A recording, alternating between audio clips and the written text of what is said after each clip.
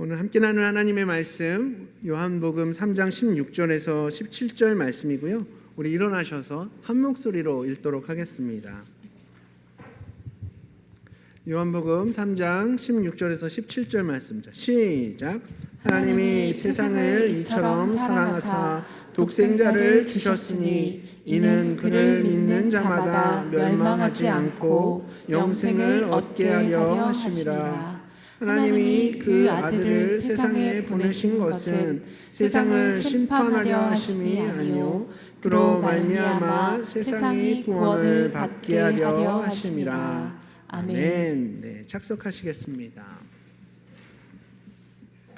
이번 주일은 이 땅 가운데 예수님께서 탄생하신 날을 기념하는 성탄 주일입니다.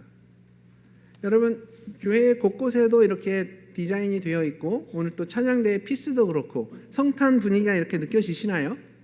여러분 마음 가운데 기쁨이 있으신가요? 여러분과 저는 이렇게 태어난 날이 정확히 있습니다. 여러분 그 생일을 정확하게 알고 계시죠? 저는 저희 아이들이 이렇게 태어난 날짜와 시간 그리고 그때의 그 분위기 아직까지도 생생하게 기억이 다 납니다. 저희 첫째 때는 성미사모가 13시간 이렇게 산통 끝에 그 다음 날 오전 10시, 그러니까 2009년 10월 17일 10시 30분에 3.86kg로 윤수가 태어났습니다. 지수는 생각보다 수월하게, 네. 둘째니까 병원 도착하자마자 거의 바로 나왔고, 2011년 8월 1일 저녁 11시경에 이렇게 3.6kg로 태어났습니다. 그럼 예수님은 정확하게 언제 태어나셨을까요? 영년 12월 25일 그때 예수님이 태어나셨을까요?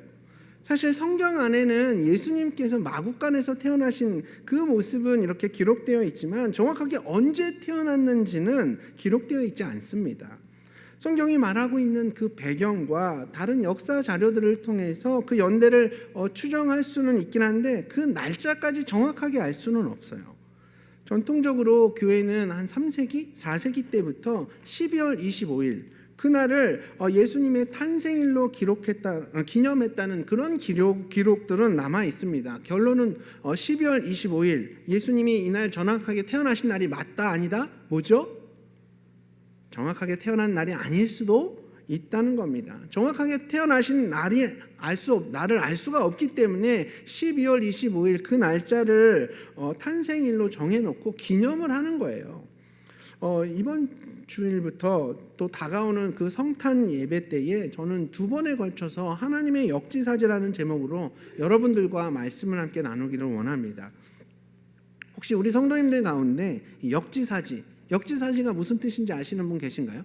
우리 학생부 중에 역지사지 이런 뜻입니다. 딱 손들고 멋있게 발표해 볼 수 있는 사람 없겠죠? 예.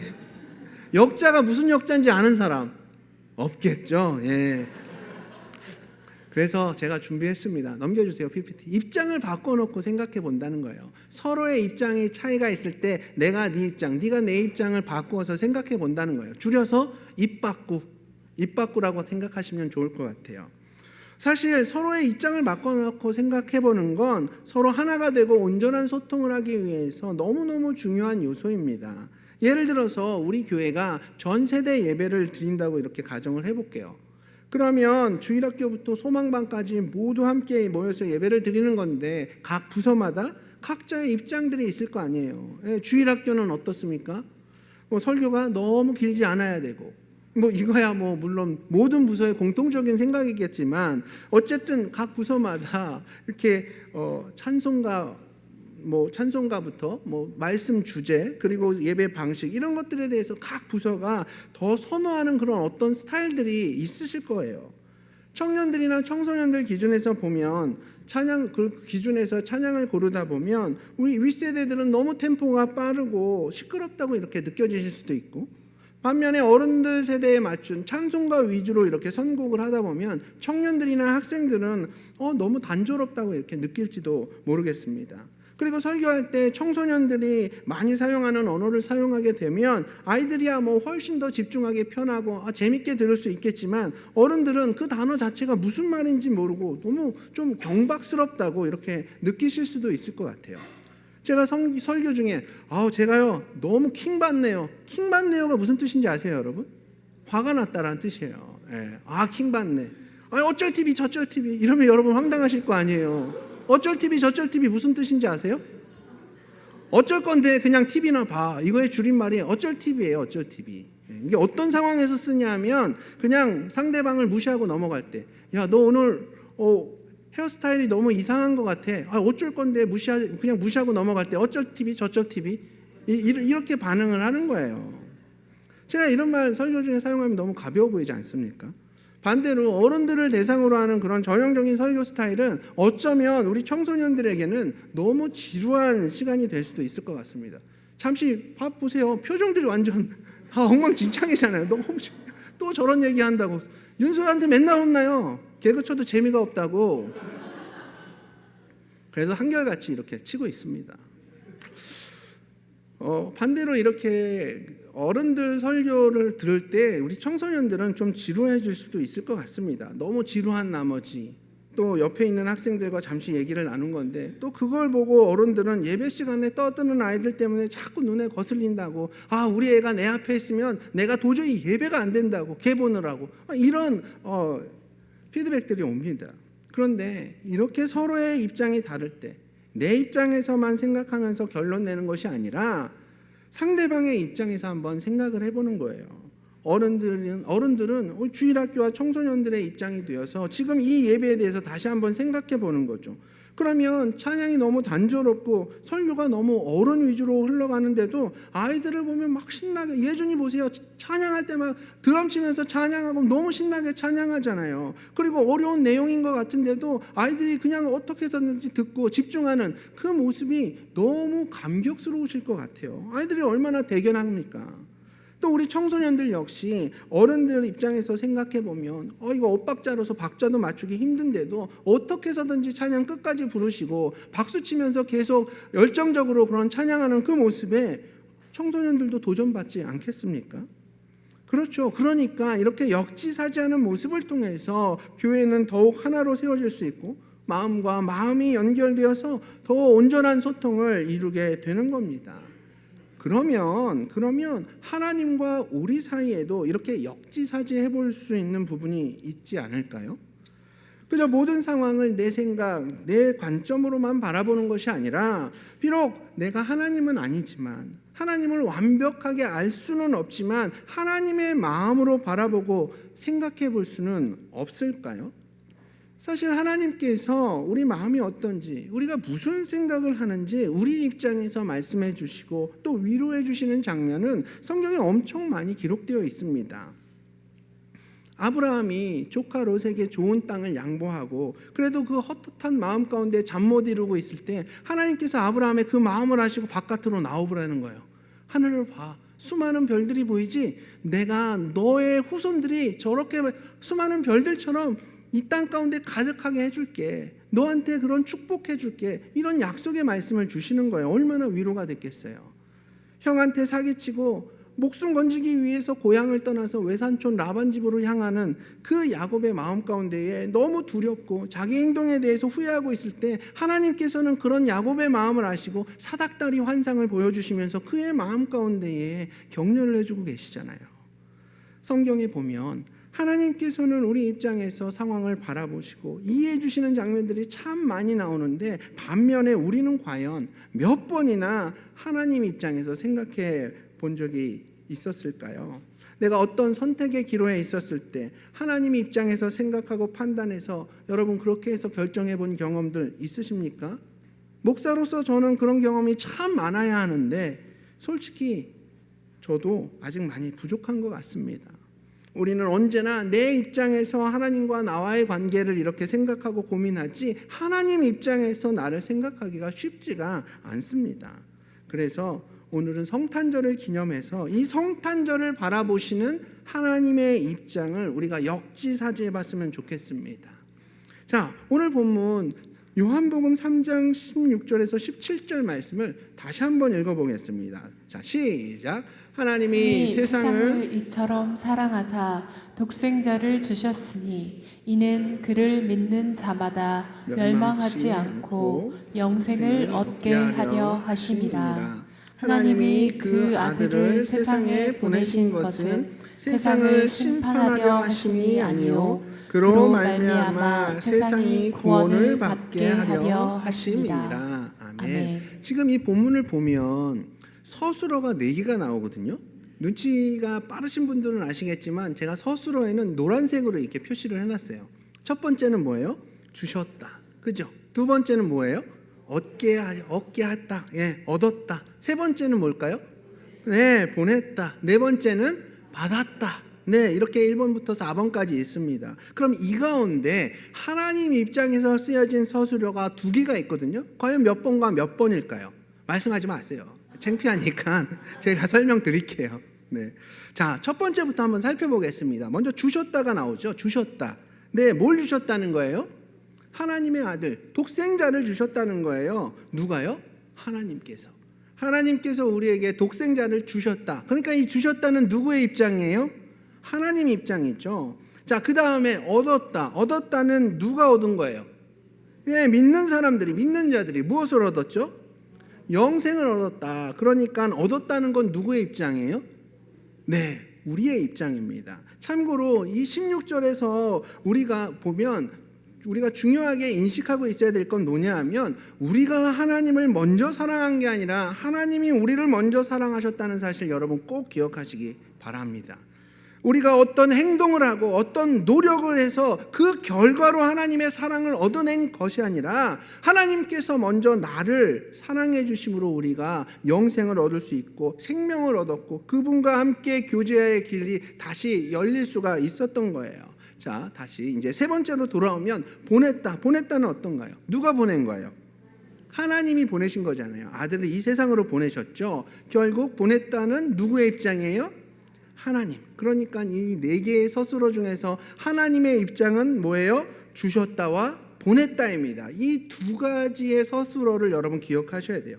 그럼 하나님은 자신의 독생자 예수님을 왜 주셨고 그분을 이 땅 가운데 왜 보내셨나요? PPT 넘겨주시고요. 오늘 본문 가운데 보면 하나님이 독생자 예수님을 이 땅에 보내신 이유가 뭐냐? 17절을 보면 우리 죄를 심판하기 위해서가 아니에요. 우리를 구원하시기 위해서 예수님을 이 땅에 보내셨다고 말씀하고 있습니다. 자, 우리가 믿음의 관점에서 보면 이 땅에는 3종류의 사람들이 있거든요. 3종류의 사람이 있는데 그 중에 첫 번째 부류는 뭐냐? 무신론자들이 있어요. 무신론자. 이 사람들은 자기가 어디서부터 왔고 어디로 가는지를 모르는 사람들입니다. 그래서 자기 욕망대로, 자기 욕망이 이끄는 대로, 욕심이 이끄는 대로, 내 마음대로, 내가 살고 싶은 대로 살아가는 사람들이죠. 그런데도 나름대로는 열심히 이 땅에서의 삶을 살아갑니다. 뭐가 뭔지도 모르는 채 그냥 열심히 살아가는 거죠. 그래서 결국에 그런 인생들은 어떻게 되냐? 허무해요. 모든 것이 덧없다고 느껴요. 자, 두 번째 부류는 바로 종교인입니다. 종교인. 종교인들은 어떤 형태로든지 종교를 가지고 있어요. 사후세계를 믿는다는 겁니다. 근데 문제는 거기가 어딘지, 어떻게 해서 거기에 갈 수 있는지 확실하게 모르는 겁니다. 그러니까 늘 마음 한구석에는 어때요? 두려움이 있는 거예요. 불안감이 있는 거예요. 오늘 본문 앞부분에 요한복음 3장 초반절에 보면 니고데모라는 사람이 나오는데요. 이 사람은 사람들에게 아주 존경을 받는 종교인이었습니다. 그 사람은 나름대로 하나님을 열심히 믿었고 하나님 말씀대로 살아가니까 주변 사람들로부터 이렇게 존경을 받았던 그런 사람이었어요. 그럼에도 불구하고 니고데모는 늘 마음 한구석에는 그런 두려움이 있었던 거죠. 그래서 밤중에 몰래 예수님을 찾아갔고 예수님은 니고데모를 향해서 믿음으로 거듭나야지 구원받을 수 있다는 말씀을 해주십니다. 사실 이런 종교인들은 착하게 살면 내가 선행을 많이 하면 죽어서 좋은 곳으로 갈 줄 압니다. 어떻게 보면 이건 행위구원인 거죠. 내 행동과 노력으로 뭔가를 얻어낸다는 것. 뭐 포인트나 마일리지처럼 어떤 선한 행동을 계속 차곡차곡 쌓아가면 그만큼 좋은 사후세계를 보장받는다고 생각하는 겁니다. 이게 전형적인 종교인들의 사고방식이에요. 자, 세 번째 부류는 신앙인들입니다. 신앙인들. 이 사람들은 이 땅의 모든 인생들이 어디서부터 왔고 어디로 가는지를 알고 있죠. 그리고 어떻게 해야 구원을 받는지도 알고 있습니다. 그래서 그들은 불안해하지 않습니다. 그래서 그들은 진정한 자유와 기쁨 가운데 살아가는 사람들이에요. 사실 성경은요, 원래 하나님에 대해서 설명하고 있지 않습니다. 하나님의 존재 자체를 전제하고 있어요. 보면 그 창세기 1장 1절 말씀 어떻게 되죠? 최초에 하나님이 천지를 창조하시니라, 이렇게 선포만 있을 뿐이지 하나님에 대해서 설명하고 있지 않아요. 하나님 어떤 분이신데 어떻게 이 세상을 창조 이런 말이 없습니다. 왜냐하면 하나님은 감히 우리의 인간의 이성으로 이렇게 설명될 수가 없는 분이거든요. 만약 설명될 수 있다면, 인간의 이성으로 하나님을 완전히 설명할 수 있고 완전히 이해할 수 있다면 그분은 하나님이 아닌 겁니다.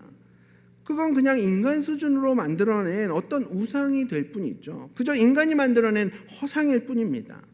근데 놀라운 것은 우리 이성으로 설명할 수 없고 정말 이해할 수 없을 만큼 크고 전능하신 그 하나님께서 자신에게 가장 소중한 독생자 예수님을 우리에게 보내주셨다는 거예요.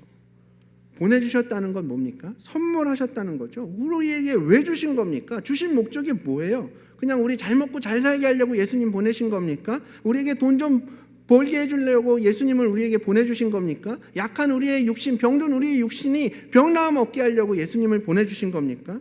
그게 아니라요, 죽을 수밖에 없는 우리가 멸망하지 않고 그 죽음 가운데 머물러 있는 것이 아니라 우리에게 영생을 주시기 위해서 예수님을 이 땅 가운데 보내주신 거예요.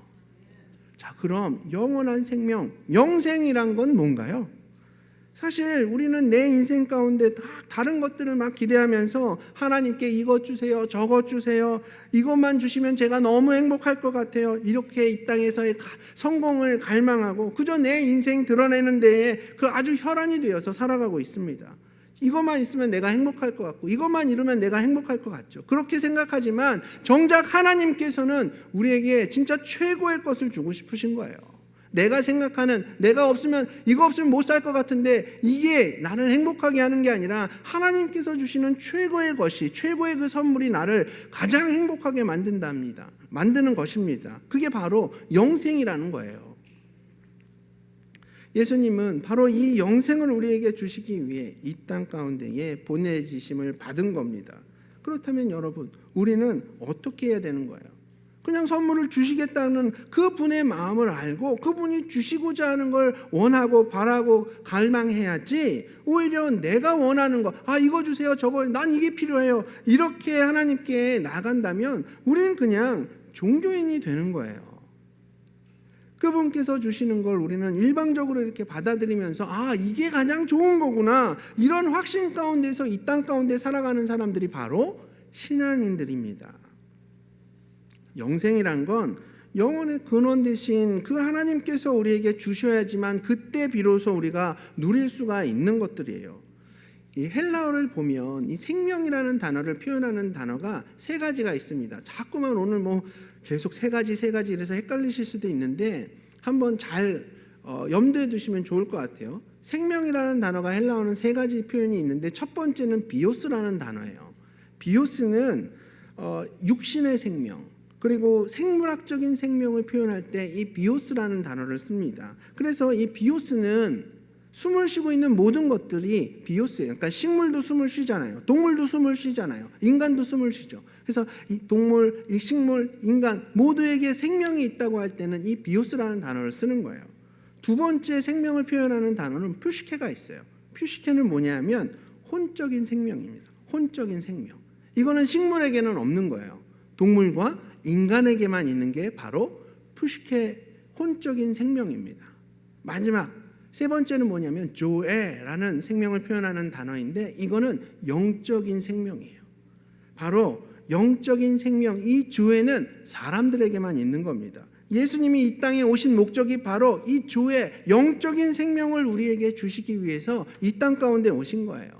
하나님께서 처음 인간을 만드실 때 보면 인간을 영적인 존재로 만드셨습니다. 지금도 우리는 영적인 존재예요. 그런데 처음의 인간과 지금의 우리의 차이는 뭐냐 하면, 처음에는 이 영적인 조회가 살아있는 그런 인간이었다면 지금은 이 영적인 조회가 죽어있는 상태인 거예요.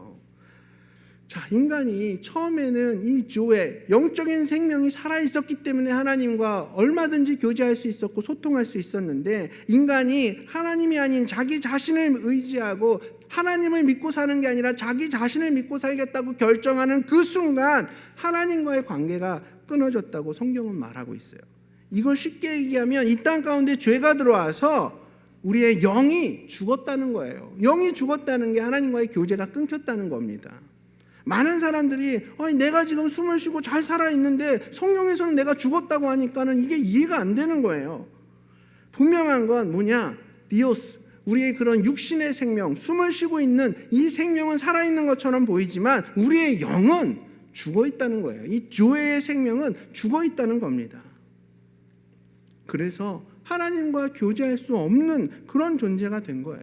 여러분, 예수님께서 이 땅 가운데 왜 오셨다고요? 우리에게 그 생명을 선물하기 위해서 오신 거예요. 이 생명은 비오스가 아니라 조회입니다. 조회. 여기서 말하는 생명은 영생, 영원한 생명, 조회를 말하는 거죠. 그런데 이 영생은 이 땅의 것이 아니고 이 땅에서는 절대로 구할 수 없기 때문에 주님께서 주시겠다고 하는 겁니다. 오직 예수님을 통해서. 저는 오늘 이 자리에 있는 우리 모두에게 주님만이 주실 수 있는 그 생명, 그 영생의 기쁨이 우리 모든 심령 가운데 충만해지기를 축복합니다. 그 생명이 있어야지만 그 생명으로 영원히 살 수 있는 곳에 갈 수가 있는 거예요.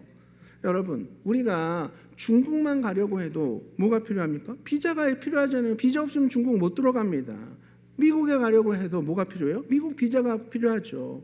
미국 비자가 없으면 그냥 공항까지 갈 수는 있지만 미국 본토를 밟지를 못해요. 아니, 중국이나 미국을 가려고 해도 비자가 필요한데 중국보다 미국보다 더 좋은 천국을 가려고 하는데 상식적으로 비자가 필요가 없겠냐고요. 그래서 우리 예수님께서 천국에 들어갈 수 있는 그 비자 도장 찍어주시려고 이 땅 가운데 오신 겁니다. 여러분 믿으십니까? 예수님이 이 땅 가운데 탄생하신 이 이야기는 우리 입장에서 보면 우리에게 생명의 길이 열렸고 천국 갈 수 있는 비자 도장을 받을 수 있게 되었고, 이렇게 내 삶 가운데 베푸시는 놀라운 축복과 은혜를 받을 수 있고, 이렇게 우리의 심령이 회복될 수 있고, 너무 좋은 것들 뿐이에요. 그러나 하나님의 입장에서는 어떻습니까?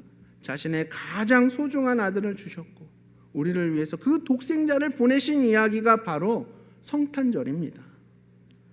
여러분, 제가 초등학교, 중학교 다닐 땐 이렇게 찰흙으로 이렇게 미술 시간에 많은 활동들을 했었습니다. 그렇게 미술 시간에 이렇게 찰흙으로 어떤 작품들을 동물도 만들고 사람 얼굴도 만들고 뭐 운동선수의 그런 포즈들도 만들고 막 이렇게 만들고 했는데, 무작정 그냥 찰흙으로 이렇게 쪼물럭쪼물럭 해서 만드는 게 아니라 첫 번째 단계가 뭐예요? 그 만들려고 하는 모양의 뼈대를 먼저 철사로 이렇게 꼬아가지고 만들잖아요. 그런 다음에 그 뼈대에 이렇게 찰흙을 붙이면서 이렇게 나중에는 정성스럽게 눈도 붙이고 뭐 코도 만들고 이렇게 여러 장신구들을 붙이게 됩니다. 그렇게 섬세한 작업을 몇 시간 동안 하는 거예요. 그렇게 정성스럽게 작업을 마치고 나면 꼭 무슨 일이 일어나냐? 친구 중에 한 놈이 정성스럽게 만들어낸 그 작품을 실수로 부셔놓는 거예요.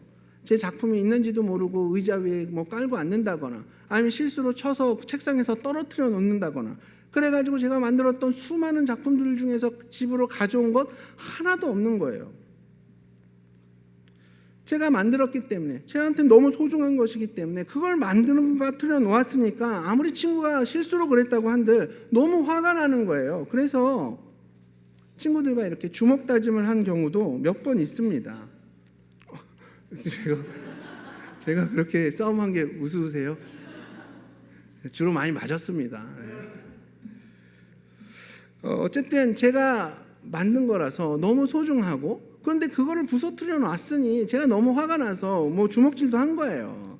그만큼 제가 뭐 잘 만들었든 잘못 만들었든 제 작품을 아꼈다는 거죠. 근데요, 제가 아무리 철학 작품을 잘 만들었고 그 철학 작품을 아꼈다고 한들, 그 소중한 것 때문에 친구와 주먹질로 하고 싸움까지도 했다고 한들, 과연 제가 제 친구와 그 철학을 바꿀 수 있을까요?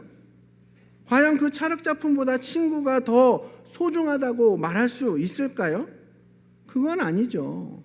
그 철학 작품이 친구보다도 더 소중했기 때문에 그 친구와 싸웠던 건 절대로 아닙니다. 둘 중에 경중을 따지라고 하면 철학 작품 선택할 사람 아무도 없을 거예요. 무조건 친구죠. 순간 제가 화가 나서 싸움박질까지 했을지는 모르겠지만, 그렇다고 해서 고작 그 철학 때문에 친구를 버릴 수는 없는 거 아닙니까? 어떻게 친구와 철학을 바꿀 수가 있겠어요? 근데 하나님의 아들이 사람이 되어서 이 땅 가운데 내려오신 이 이야기는 지금 이 예시로와 비교를 한다면 철학과 사람을 바꿔버렸다는 거예요. 철학과 사람을 바꾸는 말도 안 되는 일인 겁니다. 내가 화난 너의 마음을 풀어주기 위해서 내가 그냥 철학이 돼줄게. 그냥 나 사람으로서 삶 포기하고 철학이 되어서 네 마음을 풀어줄게. 도대체 이게 가능한 얘기입니까? 아무리 철학이 소중한들, 친구 잘못이 크다고 한들 친구가 철학이 되는 건 절대로 있을 수 없는 일이잖아요. 그럼 이 사건을 우리가 하나님 입장에서 보면 하나님께서는 정말 우리가 상상할 수도 없는 엄청난 대가를 우리 죄를 해결하기 위해서 지불을 하신 겁니다. 그렇습니다. 우리 입장에서 보면 성탄절이요, 그저 감사하고 크리스마스 트리 달고 화려한 조명 아래 가족들이 모여서 맛있는 식사하고 웃고 떠들고 즐겁게 교제하는 그런 시간들, 그런 축제와 같은 분위기 속에서 우리가 성탄절의 모습을 이렇게 생각하기가 쉬운데, 그냥 즐거운 시간을 보내는 시간들로만 채워가기가 쉬운데, 하나님 아버지의 입장에서 보면 우리 인간들의 죄를 해결하기 위한 그 엄청난 대가를 스스로 치르신 거예요. 당신의 독생자 예수 그리스도를 이 땅 가운데에 보내신 거예요. 여러분, 이 땅 가운데 죽기 위해 태어난 사람이 있습니까? 우리 모두는 죽습니다. 하지만 죽기 위해서 태어나지는 않아요. 하지만 이 땅 가운데 태어나신 분 중에서 죽기 위해 태어난 분은 예수 그리스도 한 분밖에 없습니다. 이 땅 가운데 보낸다는 것은 죽이러 보낸다는 거예요. 아비로서 그 마음이 여러분 어땠을까요? 이번 성탄절은 우리 마음 가운데에 하나님 마음으로 역지사지해보는 이 시간 되기를 소망합니다. 저는 그 어린 시절에 고작 2-3시간 정도 정성전에 그 철학 작품 하나에도 그렇게 마음을 쓰고 그걸 그렇게 소중히 여겼었는데, 하나님께서는 우리를 구원하시기 위해서 그 아들을 이 땅 가운데 내려라 보내신, 그래서 이 땅 가운데 보내시기 위해서 얼마나 많은 시간들을 준비하시고 또 고민하시고 또 그 가운데에, 그 마음 가운데에 슬퍼하셨을까요? 한 사람을 만드시고 또 한 민족을 선택하시고 그 나라를 세우시고, 그리고 그 아들을 이 땅 가운데 보내시고 지금도 그 구원의 역사를 이뤄가시는 하나님이십니다. 여러분, 도대체 하나님께서 이 구원의 역사를 이루시기 위해서 도대체 얼마나 많은 시간들을 준비하셨을까요? 바로 영원이라는 시간이 걸린 거예요. 여러분, 영원이라는 이 개념이 여러분 이해되십니까? 이건 시간으로 환산할 수 없는 거예요. 우리 한 사람 한 사람을 구원하기 위해서 우리 하나님 아버지는 이 엄청난 시간을 우리에게 투자하신 겁니다. 그리고 그 구원을 이뤄가시기 위해서 지금도 그 과정 중에 있는 거예요.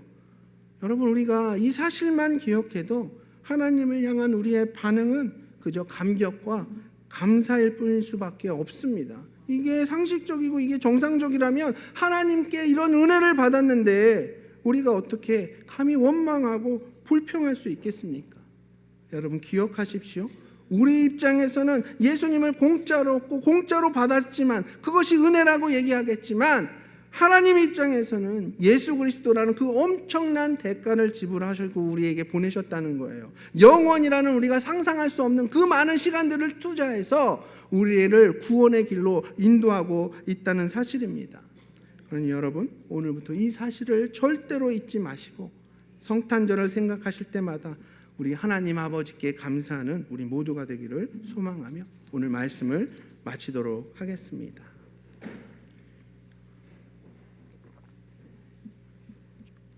우리 이 시간 잠시 마음을 모아 주님 앞에 기도하기를 원합니다. 주님, 제가 그동안 이 성탄절, 예수님께서 이 땅 가운데 내놓으신 이 사건을 그동안 내 입장에서 너무 행복하고 그냥 좋은 날로만 생각했었는데, 주님, 제가 역지사지 해보니까 하나님의 입장에서는 얼마나 큰 대가를 지불하시고 또 하나님의 그 귀한 독생자를 우리에게 주시고 또 보내주셨다는 그 사실을 또 오늘 말씀을 통해 깨닫게 됩니다. 혹시 우리 가운데 독생자 예수님을 보내주신 그 하나님의 놀라운 사랑 앞에, 주님, 제가 이제 매일의 저의 삶을 성탄절처럼 보내기를 원합니다. 주님의 그 놀라운 사랑 앞에 반응하며 그 사랑을 전하는 삶 살아가겠습니다. 이렇게 고백하시는 분 계십니까? 손들어 표현해 주시면 여러분들을 위해 기도하시겠습니다. 여러분들을 위해 기도하겠습니다. 여러분의 그 손든 그 결단이 이 삶을 살아가는 시작이 될 줄로 믿습니다. 네, 그 손 보았습니다. 아멘. 주님, 감사합니다. 정말 우리가 뭐라고 우리를 위해 당신의 전부를 내어주신 겁니까? 하나님 아버지, 감사합니다. 우리가 비록 완벽하고 또 온전한 삶의 모습으로 살아가지는 못하지만 하나님의 아들을, 당신의 전부를 우리를 위해 주시고 보내셨음을 믿고 나아갑니다. 주님, 이 성탄절 다시 한번 감사한 마음으로 우리가 주님을 기억하게 하시고 또 이 성탄절을 다시 주님의 입장으로 바라보기를 원합니다. 가장 감격스럽고 감사한 그런 삶으로 기억하며 또 그 매일의 삶을 우리가 이 성탄절처럼 하나님의 입장으로 바라본 이 성탄절처럼 살아갈 수 있도록 주님 도와주시옵소서. 손들어 헌신한 우리 주의 백성들 주님께서 기억하여 주시고 성령 하나님을 통하여서 그 10년 가운데에 하나님의 사랑과 그 은혜를 새겨주시고 그 사랑과 은혜에 합당한 삶을 살아갈 수 있도록 주님 선하게 인도하여 주시옵소서. 이 시간 주심을 감사드리며 살아계신 예수님 이름으로 기도드렸습니다. 아멘. 우리 오랜 시간 앉아 계셨는데 우리 일어나셔서 받은 말씀 앞에 찬양하며 반응하는 시간 갖기를 원합니다.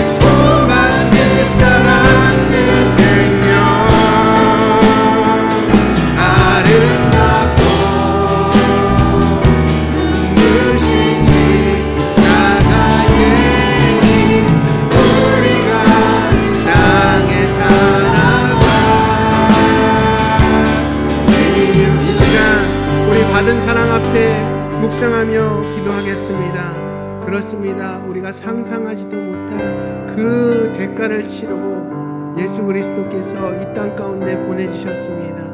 그 놀라운 하나님의 사랑 앞에 이 시간 우리 반응하기를 원합니다. 놀라운 그 사랑 앞에 우리 이제 응답하기를 원합니다. 우리 받은 말씀 앞에 또 반응하며 주님 앞에 지금 이 시간 기도하며 나아가겠습니다. 주님,